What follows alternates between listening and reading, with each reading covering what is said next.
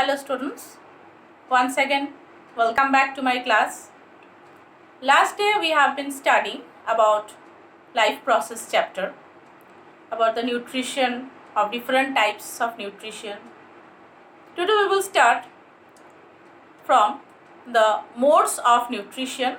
Although last year we have covered half of this about the autotrophic and the heterotrophic mode of nutrition. Today we will know about the different types of heterotrophic nutrition. Now, what is a heterotrophic organism? You have already known a heterotrophic organism are those organisms who can obtain their food from other organisms by different ways.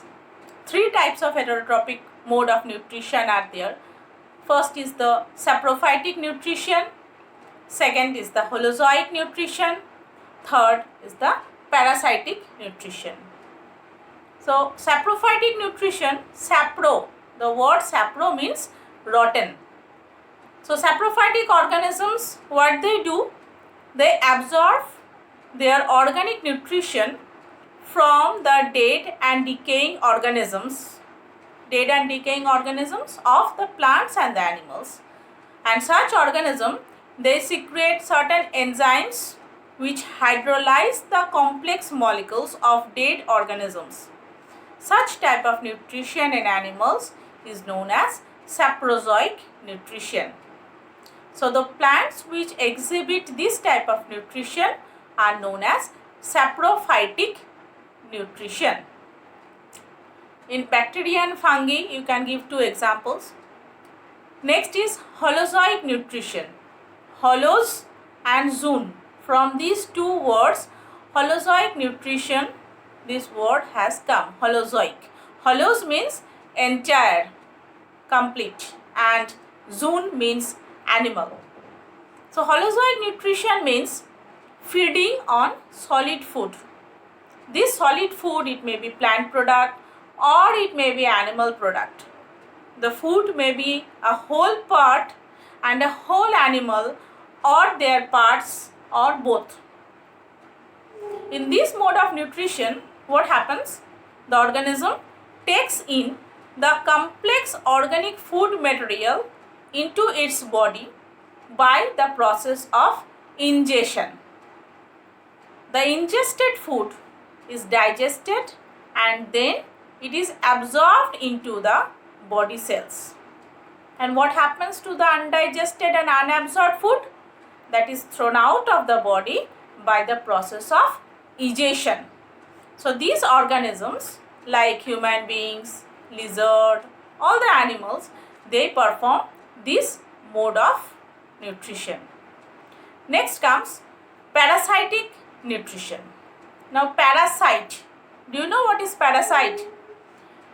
When an organism, it lives in on other organisms from which it obtains its synthesized nutrition, that is known as parasite.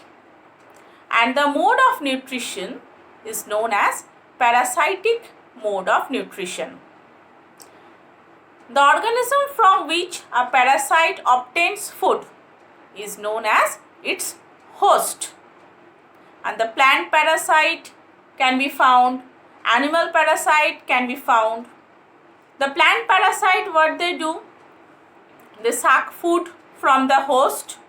Host is their plant. And with the help of different specialized absorbing organ, they absorb food directly from the plants. The special mechanism or the special organ which is present in these type of organisms for taking the food from the plants is known as hostoria. Now, parasites now, it can again be classified into two types. First is the total parasite and next is the partial or semi-parasite.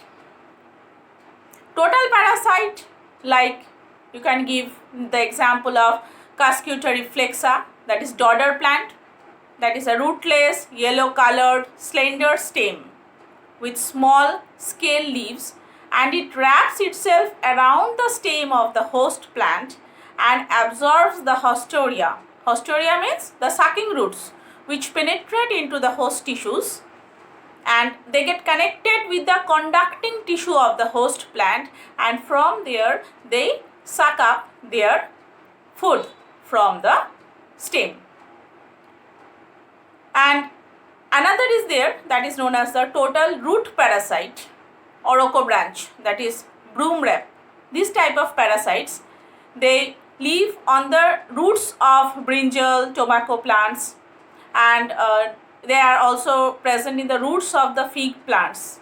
Now what they do basically, they suck up they insert their haustoria, and through that haustoria they suck up the food from the root portion of the plant.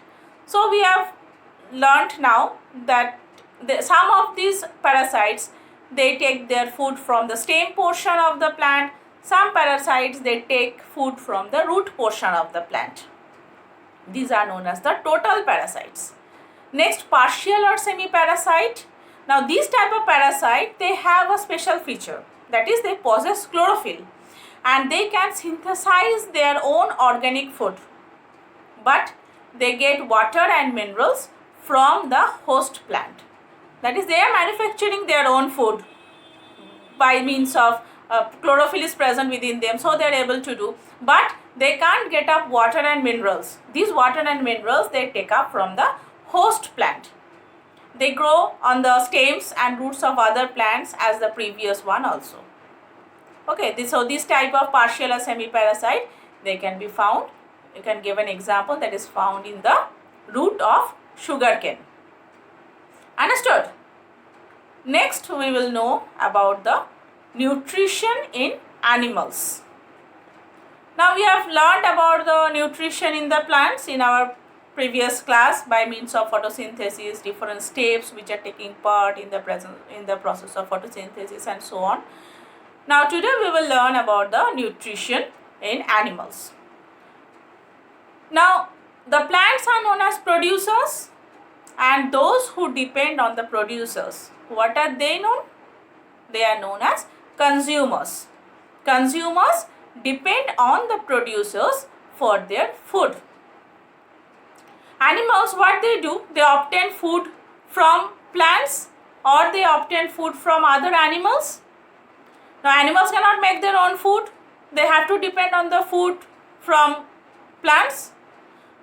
Now many animals obtain their food by eating the flesh of other animals, like big fishes. What they do? They obtain their food by eating the small fishes. The birds, what they do? They are eating up worms, snakes eat plants and so on.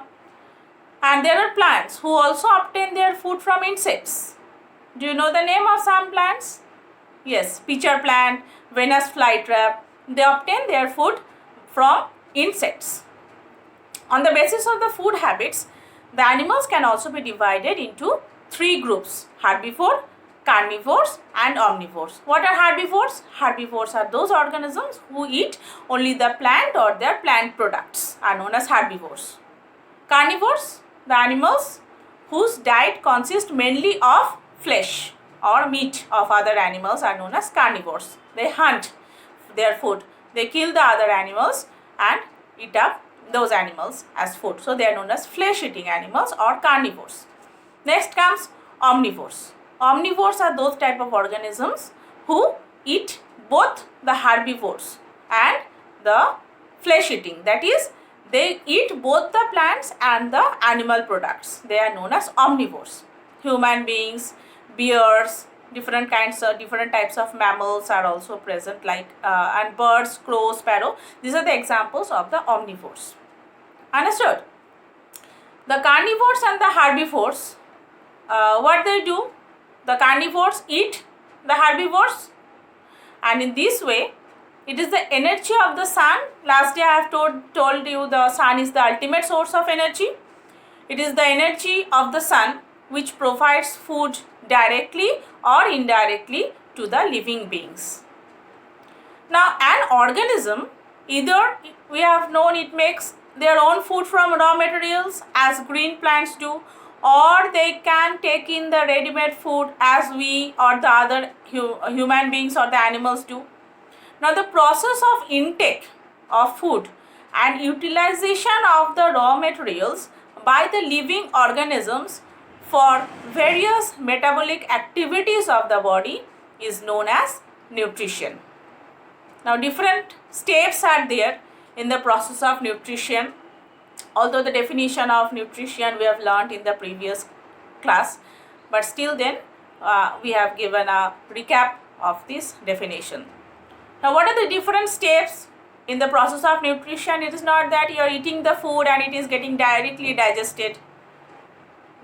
Different processes are there which is concerned with the use of the food by the animals. First is ingestion, number 2 digestion, number 3 absorption, number 4 assimilation, number 5 egestion. So these basically are the 5 steps which are taking part in the process of nutrition. Now ingestion. First we will know about what is ingestion. All living beings, you know, they need energy for their growth and various other life activities. We must eat the food. We must take the food within our body. How do we do that? How we are taking the food within our body? By means of our hand. By means of our hand we are taking the food within our mouth. And the process of taking food into the body is known as ingestion. We are ingesting the food.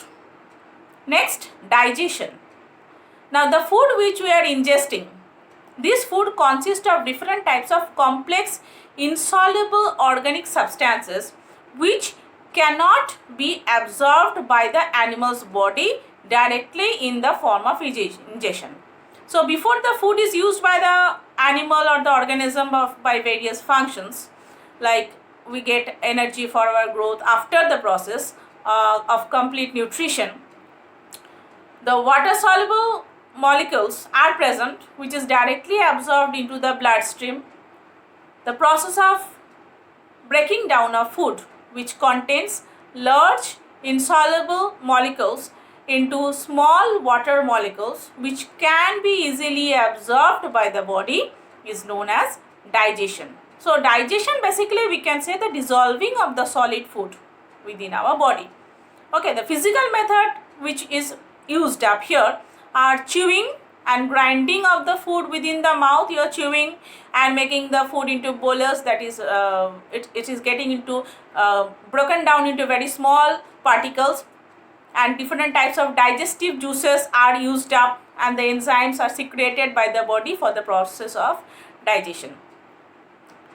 Understood? This is the process of digestion. Next, absorption. After digestion, the soluble simple food molecules, it pass through the wall of our intestine and it enters the blood or lymph.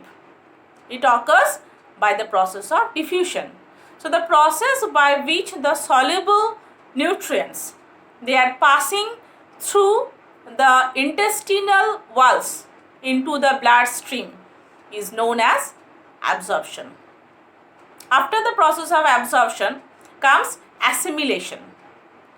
Now the nutrients are absorbed and that are carried by the blood or the lymph to different parts of the body, where they are entering into the cells and they are used up for the energy which is needed for making the materials for the growth and the repair.